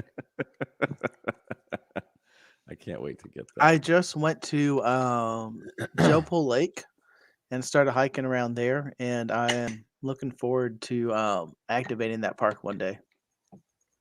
Nice. Joseph, that's the best thing. An 80-meter end fed to set up Envis style to fill the gaps on his DX Commander. Yeah, that's exactly what we'd use it. And Joseph, I triggered him. He's a big 60-meter guy. I never really used 60. Yep. Neither do I. I know who's the other guy that's really into 60? Someone else. Don's really into it. N5SKT is really into 60. Is he? Yeah, he likes the hipster bands. So like 60 and 6 meters. Like he's big into the hipster bands. 6 is cool. 6 is great. Exciting because it's like, holy crap, 6 is open, and then like literally every ham in the world hops on 6 for like 15 minutes to try and make as many contacts as you can. I should get on the nightly 3916 net. Uh-oh. Kevin, what do you mean by that? Is that a grumpy old man net? And then FT8 is just boring as sin for me. What's that? I can't do FT8 is just boring as sin for me. I can't do it for very long. On one hand, I do agree, but on the other hand, it's fun to do while you're doing something else. Yep, exactly. You got it. Yeah. So when I'm doing the after chat, I do FT8 because it's like I can do that, no problem. Other things FT8 is really good for. whisper's better, but it's to actually test your antennas, like to see what, like, where are you hitting. There's Yeah. more people that are listening to FT8 than whisper. So when you want to test an antenna, I just use FT8 because there's more stations listening, and that Mhm. always does a better job. I get a better, clearer representation of my oh, and we lost Mike. I Oh, get a clear I'm representation of tuning my. IKO4 saying tune into 3914. Yeah, but we're just looking down at your desk right now. Yeah, I've Yeah, got that's fine. It's better looking than I am. Oh wait, hang on. No, it's not. no. Oh my God! Put it back. Put it away. I've got that chameleon NFET hooked up, and I need to run the coax because I moved my coax around. I did like a bunch of crazy stuff in the shack, and I've got to route some antennas correctly, and I haven't gotten back to that. I got to finish that up so I can get back. More on 80. antennas or just the same antennas that you Same have? antennas, just Okay. reran the Just in I case Leia's watching. reran the coax appropriately so that I'm actually grounding it at the AC service. Okay. Gotcha. Well, that's good. That's always fun. I need to hop on my roof and put a choke on my antenna and see if that solves my internet issues, which I don't think will. How's your grounding? My what? Yeah, exactly. I mean, I'm on the ground. I've got a concrete slab, so that's where I'm currently sitting. I No, have a like for grounding the plan, I radio. just don't know if it's right. Nah. for the Nah, out. there's no grounding. K and MRD does not do grounding. Come on. That would help. That would probably help your internet. I don't know if that would, because my neighbor has the same internet and is not affected at all. I mean, I can key up 5 watts CW and it kills my internet. Because it's not coming off the antenna. It's coming off of the feed line and any collection. But why of doesn't it affect electronics. my neighbor? It goes through my freaking attic. Because it's probably in your shack. But my router's 60 feet that way. Yeah, it's still probably in your shack. It's still probably happening localized. But my neighbor is right through that wall. Like, there's an air gap though. It's another. Oh, it's a duplex. Yeah, it's a really big duplex. Oh, okay. I don't know. So that's what doesn't make sense. And we have the same internet. Are you on the same router? No, we're on the same internet provider. Yeah, that's a whole. Maybe it's. Have you put chokes so I'm gonna go up. I'm gonna go up and put a choke. No, nothing's choked. Well, instead of other than my USB instead cable. of instead of choking the, I choke all the Ethernet cables. I feel I did that. Well, good way to. And there's only figure that one out is to look at 'em. Ethernet cable. Oh, Well, no, I took them off because it didn't do anything. oh, okay. Put probably 5 or 6 on there and nothing. I bought a bunch of chokes online and I don't even know if they're the right ones. So Okay. I don't really know. They're just snap-on things, but it's Joseph. It's Suddenlink, the worst internet provider on the face of the earth. Their name is Suddenlink. Yeah, I don't like that for an internet. Suddenly, you don't have internet. I'd be like consistent. That's link. what it is. Consistent. And the crappy link. thing is stable link. So reliable. This internet is so bad. How bad is it? It's so bad. When the power goes out, the internet goes over the power lines. It's one of those kinds. Oh no! So I can't even run my router off a 12 volt and have internet again when the power goes out. It's that bad. Yeah, you lost me on that one. That's trash. So, Frank, what internet provider do you have? I used to have AT&T DSL. Okay. I had 2 DSL lines running to the house for a total of 40 to 60, depending on the day. Megabits up. So typically, a router runs off of 12 volts. Yes. So if the power goes out, you don't have lights, you don't have power, right? But if you have a battery, you can plug your router into the battery and get back online and watch internet porn. I mean, YouTube while your power is out. Right. Because the internet is not your power line. It's the internet line. It's not the internet that's down. It's the power. So if you put power back to your router, you're back online. but not with Suddenlink, because their signal, their stuff goes over the power line somehow, and it's not. It's terrible. You need But to it's set up cheap. a LoRa mesh network, Mike. Wow. Yeah, I'm just kidding. Don't. I'll get That's right not on an that. internet replacement. Don't do that. AJ's full of it tonight. Yeah. I turned him gay. Now he's throwing out X Hamster. That's great. Yeah, I do need a free 1,450 hours with AOL, Dennis. Does anybody still have one of them? Does anyone have one of them 3.5-inch floppies? I am sure I have one of those 3.5 that has the original label on it. I don't have a drive though on my computer. I don't have a 3.5 anymore either. No, I don't even have a CD. I don't even have a CD on my computer. No, CDs I do have here. it. One thing I did buy, and it's saved my ass multiple times, is I've got one of those combo Blu-ray CD-ROMs that is just a little box that has USB. That's saved me multiple times. Huh. My programming computer has a CD drive on it. It is a Inspiron 1520. I got back in college about 15 years ago, and it still works. And I used that CD-ROM drive the other day. Jeez, And surprisingly enough, we still use CD-ROMs in the office. Tim says I need Starlink. I want Starlink, but I won't buy it until you can move around the country with it. I don't know how I feel about Starlink.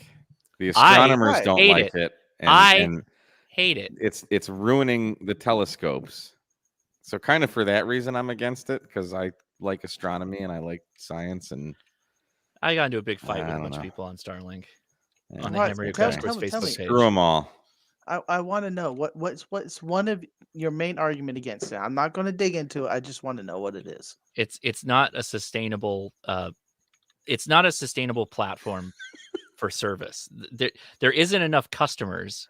Oh. There's not enough potential customers for Starlink to pay for Starlink. So it's always going to be paid for by government subsidy. It's always going to be milking off the government, which, by the way, is kind of Elon Musk's MO. Most everything that Elon Musk has done is based off of government contracts or something that he's getting paid off by the government. Did you know that he has a company that is working to develop a brain implant so that you can play music into your brain? Did you know that he has a company for that? No. He's literally a Bond villain. He has an underground boring company. He has rockets. Electric vehicles is fine. That's his cover. That's what keeps him straight and narrow. He sells flamethrowers, and now he's doing brain implants and satellites that could potentially, by the way, those satellites have a 3-year useful life, 3 to 5 year useful life cycle, and then they have to put up replacements. And by the way, the constellation is supposed to be 42,000 satellites. 42,000. Wow. That's ridiculous. He's a Bond villain. I mentioned the flamethrowers because of the Bond villain. So Monster says it's not ruining telescopes unless you're an astrophysicist with a $500,000 telescope. That's what I'm talking about, though. What are you talking about? If you have a telescope and you point it to the sky, an analog telescope, you can literally pick up the streaks of light. That's what I'm talking about. Going by. It's ruining the night sky. Like, how many things do humans need to ruin about this planet? I just watched. I'm going to get on my nature thing here. I'm hiking the other. I so almost just screamed at these people, but I held back. So I'm at Huntsville State Park, right? Big surprise. And I'm hiking along the lake there, and this family of people is right on the water. Now, mind you, this is a nature. All of these places are like nature reserves, right? All the parks on the air, they're wildlife management areas, they're state parks, places where leave it the hell alone, right? Yeah. So these people are like digging in the water, and they pull out a plant from the water, like they're going to take it home. And I so almost just screamed at them and recorded them. I'll probably do it the next time I see it, because it's like, seriously, how many places on this planet are we going to desecrate? You have to come in this little tiny swath of land that's protected, and you need to take this damn water plant home. What are you going to do with it? So you have a pond that it's going to stay in? I don't know if you're going to listen to the podcast because it's really long. I appreciate that. But there was somebody who emailed us who One actually. Xers. Woo! Yeah, there you go. Hey, I'm Team I'm 1X. definitely Thank a you. one Appreciate that. Xer. So there's a guy who emailed us whose job it is to develop nature paths and nature trails. And he was talking about the things we talked about last week, was how you're supposed to stay on the damn trail, never go off trail, because you're literally killing life. Like, and he talks about that. He said one of the saddest things that ever happened to him was they developed a trail that had switchbacks, and they built the switchbacks purposely that went around these very rare plants. It took them like decades to grow. And people got tired or frustrated or bored with the switchbacks, so they just started cutting right up the middle and going back down. They killed this plant. They killed it, this super rare plant that they built the trail around so people could enjoy the beautiful nature. And humans, just being humans, we trashed it. Got to destroy it. On any national park and state parks, always stay on the trail. Never pick up rocks. Never move anything. Yeah, those don't do trails are. You're not even supposed to take pine cones that are on the ground. That's out. right. What if some little squirrel is going to cross that? That's the point. You just took his dinner. To preserve the state of nature, or to preserve a state in time of the places. I just got tweeted. Oh wow! Awesome, here's your That's amazing. 1,045 free hours on AOL from Dennis. He's shipping it to you directly. One of my saddest moment, or faith in humanity being completely lost, and also just like we're just surrounded by a bunch of morons. It was a baby dolphin that like beached itself. Yeah. It wasn't medically dying or anything like that. And people got so excited, they all picked it up and they all started just yanking the dolphin away from each other to take selfies. That through the process of all this, the trauma induced by the human beings killed the dolphin. Yep. It's like, I saw that. We're human trash. We're trash. We're animated walking trash. And it was a tiny dolphin. It was like this big. It was like a couple feet long tops. Like it was just born. No one just wanted to push it back into the ocean and get it out there. People are assholes. That's the bottom line. When it's horrible. Wild Casadia said, "Did it die?" Yes, it died. Yeah. Yes, Oh. because people wanted to take selfies with it died. instead of put it back in the water and let it grow up and be a big dolphin to get sucked up into tuna nets. Yeah, I honestly don't care about people at all. At all. I was so praying for the human race to be wiped out by COVID. Hey, but animals. I love animals. They don't deserve what we're doing to them. So, literally, anyway. Mike's gonna turn this stream off and he's gonna listen to Sarah McLachlan for like 3 hours. No. In the arms of the angel. Well, yeah, we got to worry about the satellites too, because the satellites are going to eventually fall out of orbit and then like smash the mushrooms in Cascadia's park. I don't know if you picked up on it, but a 42,000 satellite constellation. If for some reason a bunch of them started breaking and we created a trash pile, we could, and actually this could be the best thing for the universe. We could create a blanket of trash so fast moving and dangerous around our planet that we could never actually leave our atmosphere anymore. Because that's true. But that's a real thing. Gravity was based off of it. Yes. It was a horrible movie, but the science, the theory behind it is sound. But to counter that, though, the FCC and the first mega constellation has put them up at such low orbit. If they're not maintained, they will all fall out of orbit in 2 years. That's good, because they only have a useful life of 3 years. Then let's pollute our atmosphere more by shooting more rockets up to constantly be replacing these satellites that aren't going to be used by the millions of people required to sustain it. Ham radio, satellites. Woo! All right, it's almost midnight. Gentlemen, thank you very much for having me on. This is a 1 hour stream. It's supposed to be. We really don't have a set time for this. Yeah, it's a late show. That is true. It is when Conan comes on, that's when you got to end, I think. People watching. Oh, dude, he's on TikTok too. Dude, Conan's funny. I've always liked Conan. I like Conan more than Jay Leno for sure, and David Letterman. No, Letterman's awesome. Ooh, Letterman's awesome. Well, now we got to stay because there's a hotel Oscar station in the chat now. They're both gotta be good. I morning just for like them. Conan. Where is Hotel Oscar?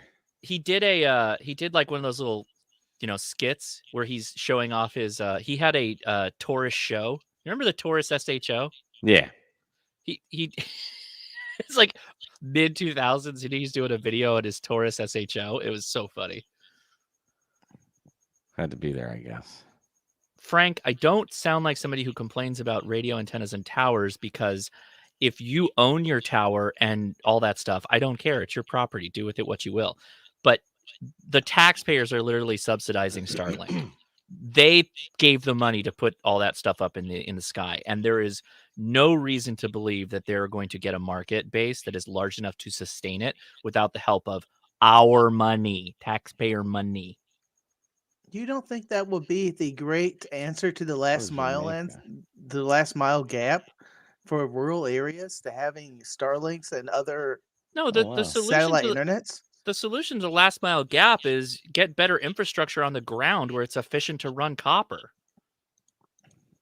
And if you've got a problem with not enough companies, well, allow better competition at the local market. The reason why we have so many problems is because you have like one major brand that hoards all the capitalism and says, hey, no, you can only choose me. But when there are other like markets available or other options that are ground based, perish the thought that we might actually have competition in the space. Prices would go down and quality would go up because you'd have to compete. I agree with you wholeheartedly on those. Competition is everything in the free market. But putting a bunch of things up in space, well, a very cool science project, I don't discount that. But they're going to be a better internet access than what we have currently. The currently internet Impossible. through satellites is super slow for that last mile. Okay. Satellite internet still has to last mile through the ground. Like there still has to be an interconnect. Well, okay, maybe not last mile, but the interconnect between the web and whatever it is you're trying to reach still has to go terrestrial. Mm-hmm. There's still ground stations for all these satellites. Okay, sorry, I'm going into the weeds. Damn it, whoever brought this stuff up. Damn it. Antennas. All right. Yeah. Enough. I got that K6 ARK antenna. I'm gonna go test it out soon. Nice. Same here. I hopefully will be getting more K6 ARK products in the future. I just sent him some beer, so hopefully I'll be getting some antennas. Yeah, I've got a ship. I want Jason. I've got a couple of these habaneros left. I think I'm gonna save them, and I got to ship you guys at least one of them each so you can try it. I will love. Or sorry, ghost peppers, not habanero. What? I will cook with that in a heartbeat. I don't need a ghost pepper. Next ingredient in my beans, a fresh ghost pepper. No. All right. Thank you all, everyone, for watching. That's all I got. That's it. Thanks, everybody. Thanks. Yeah.